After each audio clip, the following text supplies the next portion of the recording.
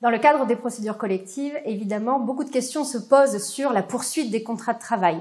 Alors initialement, on pourrait dire finalement aucune question ne se pose sur la poursuite des contrats de travail parce que évidemment quand s'ouvre la procédure collective, et peu importe la procédure collective, les contrats de travail sont continués et ils sont continués de plein droit. Donc forcément, il y a en quelque sorte une réussite dans cette première finalité du droit des entreprises en difficulté, la finalité de maintien de l'emploi, puisque le principe, c'est bien celui de la continuation des contrats de travail, des contrats en cours, contrats de travail en cours, lorsque s'ouvre la procédure. Mais évidemment, les contrats de travail représentent une charge.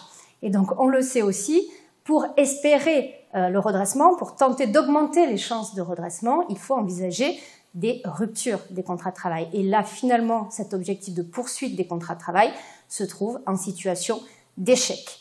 Mais cet échec, il faut évidemment le relativiser, parce qu'en réalité, les ruptures qui vont intervenir, elles sont mises aussi au service du maintien de l'emploi.